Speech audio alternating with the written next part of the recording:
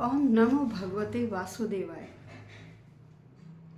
साधकों, दर्शकों, हम श्रीमद् भगवद गीता के 7वें अध्याय भगवत ज्ञान का श्रवण कर रहे हैं और श्लोक संख्या 15 तक श्रवण कर चुके हैं, जिसमें बताया गया था कि माया के द्वारा जिन व्यक्तियों का ज्ञान हर लिया गया है वे आसुरी प्रवृत्ति वाले व्यक्ति, आसुरी प्रवृत्ति वाले व्यक्ति क्या वह भगवान की शरण लेने की इच्छा नहीं करते हैं, वह सांसारिक मोह माया में ही डूबे रहते हैं। तो आज हम श्लोक संख्या 16 का श्रवण करेंगे, जिसमें श्री कृष्ण भगवान अर्जुन को बता रहे हैं कि हे भरतवंशी अर्जुन, 4 प्रकार के ऐसे व्यक्ति हैं जो मेरी शरण में आने के लिए लालायित रहते हैं और वह अपने कर्मों से जल्दी मेरी शरण में आने की कोशिश करते, हर वक्त मेरा ही नाम लेते। वह 4 कौन कौन से प्रकार हैं? इन्होंने कहा, एक आर्त, आर्त का मतलब होता है दुखी, पीड़ित, विवादग्रस्त, बीमारीग्रस्त ऐसा व्यक्ति। फिर जिज्ञासु, वही जिसे जानने की इच्छा हो। फिर कहा कि अर्थार्थी, अर्थ होता है धन, अर्थी का मतलब होता है इच्छुक, जिसे हर वक्त धन की लालसा लगी रहे, धन कमाने की इच्छा लगी रहे, ऐसा व्यक्ति। और चौथी कैटेगरी बताई ज्ञानी, जिसे वस्तु के वास्तविक अर्थ को जानने की इच्छा रहती है। कह रहे यह 4 प्रकार के व्यक्ति ही मेरा भजन करते हैं और मेरी शरण में आने के लिए लालायित रहते हैं और यही मेरी शरण में आते हैं। चतुर्विधा भजन्ते माम जनाः सुकृतिनो अर्जुन, आर्तो जिज्ञासुरर्थार्थी, ज्ञानी च भरतर्षभ। चतुर्विधा, 4 प्रकार के व्यक्ति भजन्ते, सेवा करते हैं। भगवान श्री कृष्ण अर्जुन को कह रहे हैं कि देखिए, इस संसार में 4 प्रकार के व्यक्ति भजनते, मेरा भजन करते हैं, मेरी सेवा करते हैं। माम, माम मेरी, जनाः यह व्यक्ति, सुकृतिन है, सुकृति का मतलब होता है जिनकी आत्मा बड़ी पवित्र है, पवित्र आत्मा वाले व्यक्ति, पुण्य आत्मा वाले व्यक्ति। अर्जुन, हे अर्जुन, हे अर्जुन, ये 4 प्रकार के पवित्र आत्मा वाले व्यक्ति मेरी सेवा करते, मेरी शरण में आते हैं। आर्त है, आर्त का मतलब होता है बीमार, दुखी, पीड़ित, विपदाग्रस्त। और जिज्ञासु, ज्ञान के इच्छुक, ज्ञान के पिपासु। फिर कहा अर्थार्थी, अर्थार्थी होता है लाभ की इच्छा रखने वाले, धन की इच्छा रखने वाले। ज्ञानी, जो वस्तु के वास्तविक अर्थ को जानना चाहते हैं। ऐसे यह 4 प्रकार के व्यक्ति। भरत ऋषभ, हे भरत श्रेष्ठ, हे भरतवंशी, यह 4 प्रकार के व्यक्ति मेरी सेवा करते हैं। अब यहाँ क्या कह रहे हैं, देखिए, आर्त, आर्त होता है दुखी व्यक्ति।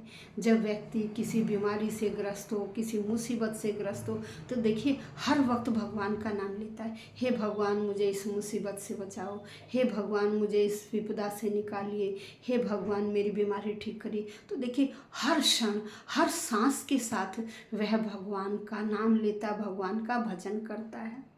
फिर कहा इन्होंने जिज्ञासु, जिज्ञासु भाई जो ज्ञान का इच्छुक है, जो ज्ञान का प्यासा है, जिसे ज्ञान अर्जित करने की लालसा है।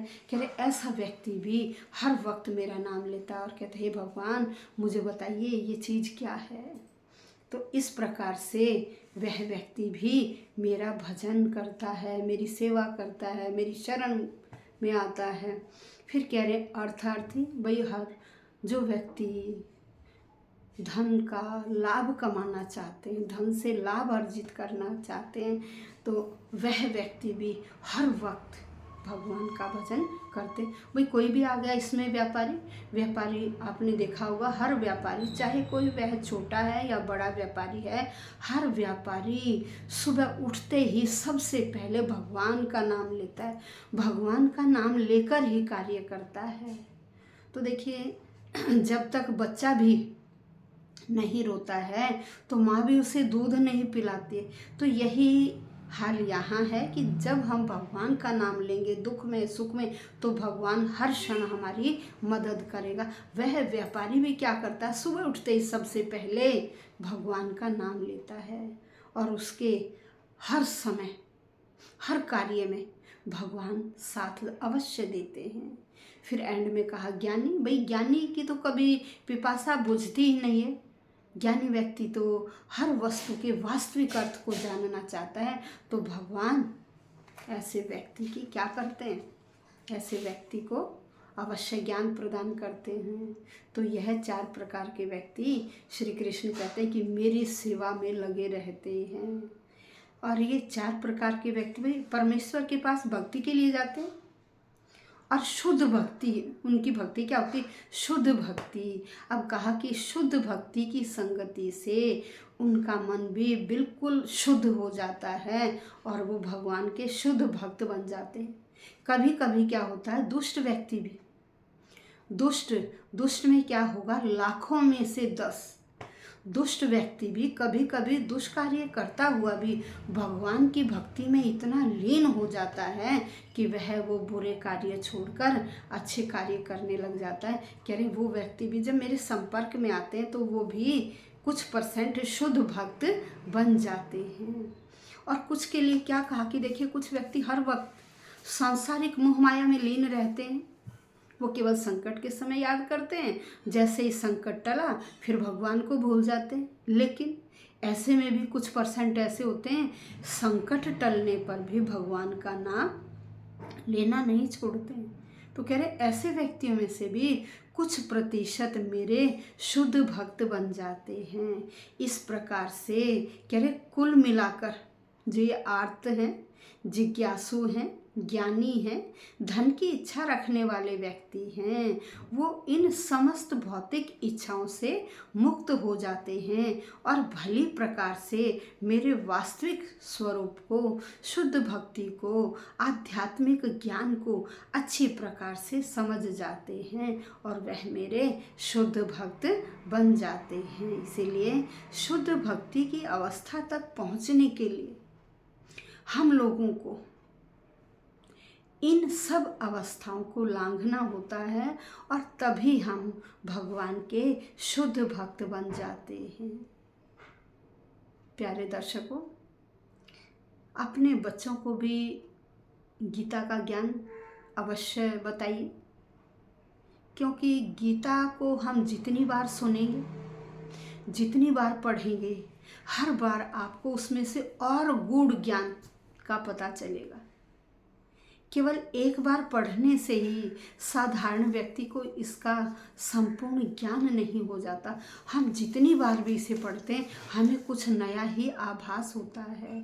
इसलिए हमें अपने बच्चों को भी अपने इन धर्म ग्रंथों के बारे में अवश्य बताना होगा और अवश्य बताइएगा, ताकि हमारे बच्चे अपने इन धर्म ग्रंथों से अवश्य परिचित हो सके। धन्यवाद दर्शकों।